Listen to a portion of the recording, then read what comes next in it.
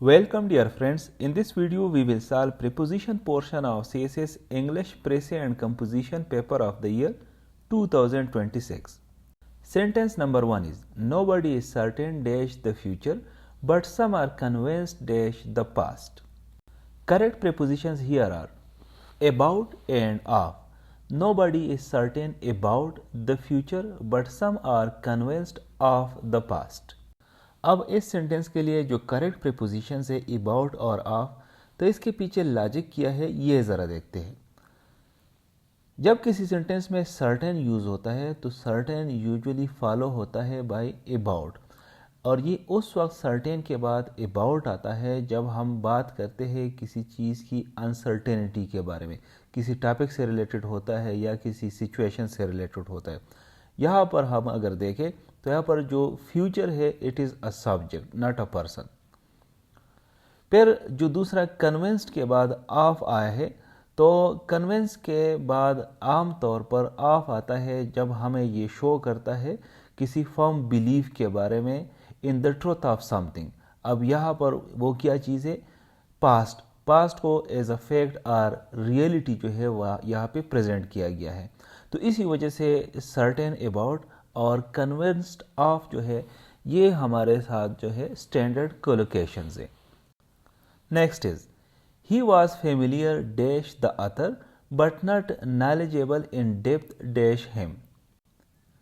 Correct prepositions are with and about. He was familiar with the author but not knowledgeable in depth about him. अब यहाँ पे जो correct prepositions use हुए हैं with और about, इसके पीछे लॉजिक क्या है इसको देखते हैं। familiar with ये एक नेचुरल कोलोकेशन है और इसके माने है having knowledge or recognition through experience or contact with a person or thing. अब अगर हम सब्जेक्ट को देखें, यहाँ पर सब्जेक्ट ही है और ही की फेमिलियरिटी की बात हो रही है अतर के साथ, तो इसका मतलब ये है कि यहाँ पर जो करेक्ट प्रीपोजिशन बनेगा दैट इज़ फेमिलियर विद आएगा यहाँ पर। फिर सेंटेंस के दूसरे पार्ट को अगर हम देखें तो नॉलेजेबल के साथ जो करेक्ट प्रीपोजिशन बन रही है अबाउट। अब ये इसी वजह से कि नॉलेजेबल अबाउट हम उस वक्त यूज़ करते हैं जब हम किसी टॉपिक या किसी की लाइफ या वर्क के बारे में डिटेल्ड अंडरस्टैंडिंग रखते हैं। यहाँ पर जो अतर है उसके बारे में वो जानता तो है लेकिन जनरली जानता है, फेमिलियर विद है, लेकिन उसके बारे में जो डीप इंफॉर्मेशन है वो नहीं रखते। इसी वजह से जो करेक्ट प्रीपोजिशन यूज़ होगा that will be about. So the sentence is, he is familiar with the author but not knowledgeable in depth about him. Next is, after weighing dash all the options we decided to plump dash the first design.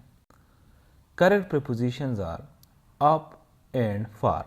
After weighing up all the options we decided to plump for the first design. अब यहाँ पर जो up और फार use हुए हैं इसके पीछे logic क्या है इसको देखते हैं। वे अप के माने है किसी चीज़ को केयरफुली कंसिडर करना या कंपेयर करना, मतलब हमारे साथ बहुत सारे अल्टरनेटिव्स है और उन अल्टरनेटिव्स को हम केयरफुली कंसिडर और कंपेयर कर रहे हैं बिफोर चूजिंग। तो इसी वजह से यहाँ पर जो फ्रेजल वर्ब बनती है suitable phrasal verb that is way up, क्योंकि हमारे साथ ऑल द ऑप्शंस है और उन ऑप्शंस में से हमने फिर एक चूज़ करना है लेकिन अभी तक चूज़ नहीं किया, हम सिर्फ कंपैरिजन ही कर रहे हैं। तो इसी वजह से यहाँ पर जो करेक्ट प्रीपोजिशन है that is up, way up.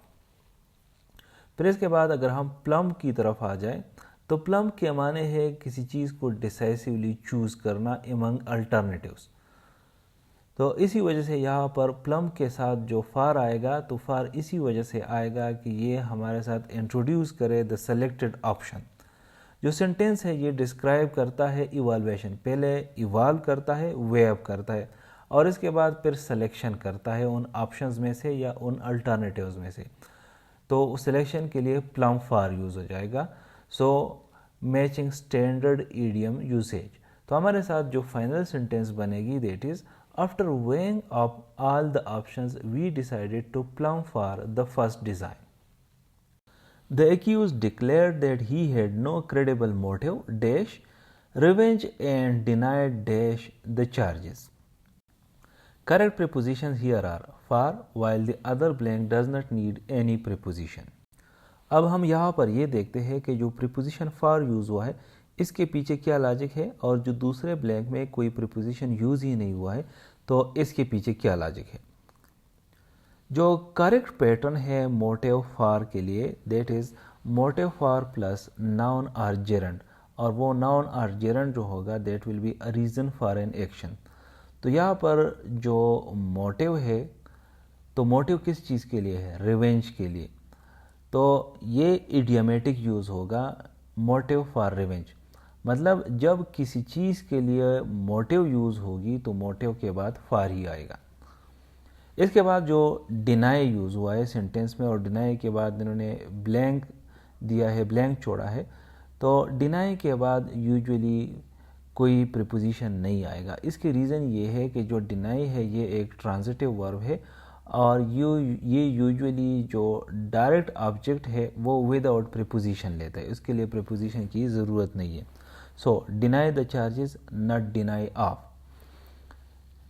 इसी वजह से ओनली फॉर जो है वो फिट होता है इन द फर्स्ट ब्लैंक, और जो सेकंड ब्लैंक है इसमें किसी भी किस्म की प्रीपोजिशन की ज़रूरत नहीं है। तो हमारे साथ जो फाइनल सेंटेंस बनेगी that is the accused declared that he had no credible motive for revenge and denied the charges. Next is the parties withdrawal dash the elections was widely seen as an obstacle dash the success of the peace plan. Correct prepositions here are from and to. The party's withdrawal from the elections was widely seen as an obstacle to the success of the peace plan. अब यहाँ पे जो correct prepositions है from और to, इसके पीछे logic क्या है इसको देखते हैं। जब हम किसी इवेंट से, कंटेस्ट से, एग्रीमेंट से या इवन किसी जगह से या प्लेस से विड्रा करते हैं तो उस वक्त विड्रा के साथ जो प्रीपोजिशन यूज़ होता है दैट इज़ विड्रा फ्रॉम।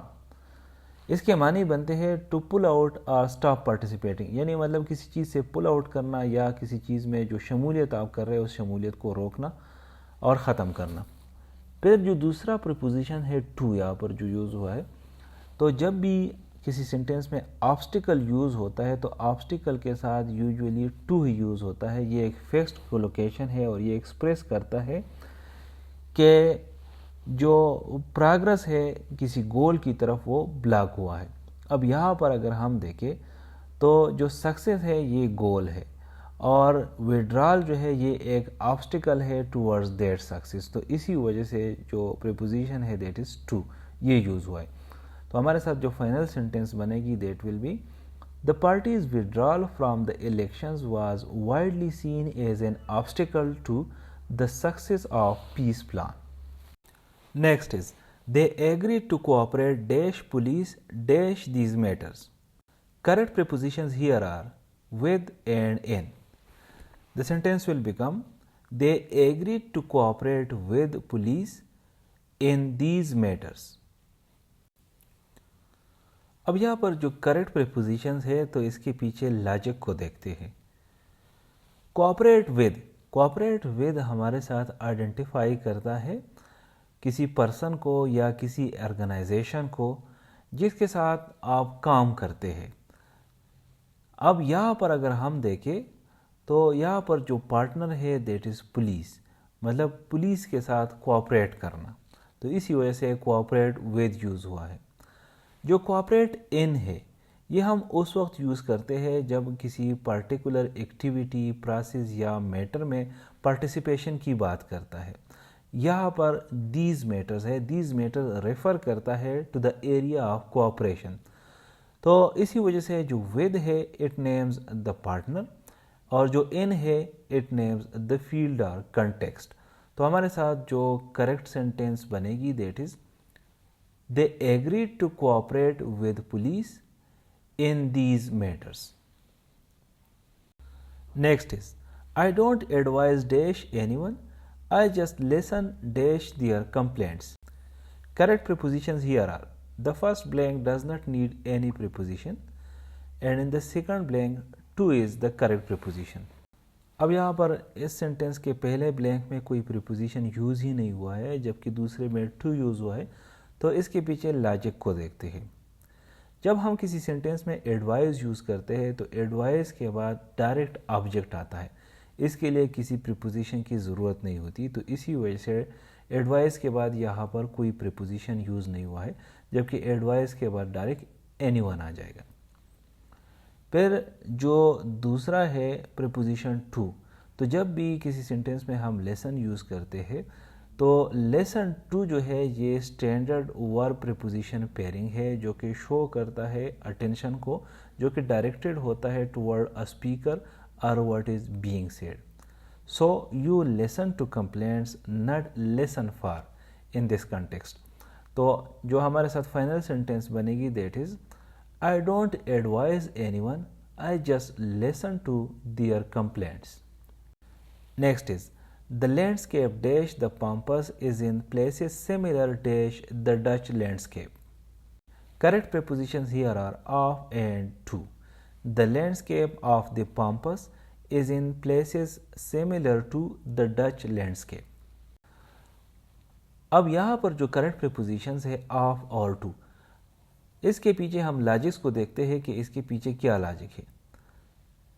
तो जब हम किसी पोजीशन और एसोसिएशन को शो करना चाहते हैं तो उसके लिए हम यूज़ करते हैं प्रीपोजिशन ऑफ को। यहाँ पर the landscape of the pampas, इसके मानी है the landscape belonging to that region. इसी तरह टू जो है ये एक स्टैंडर्ड कंपैरेटिव स्ट्रक्चर है इन मॉडर्न इंग्लिश।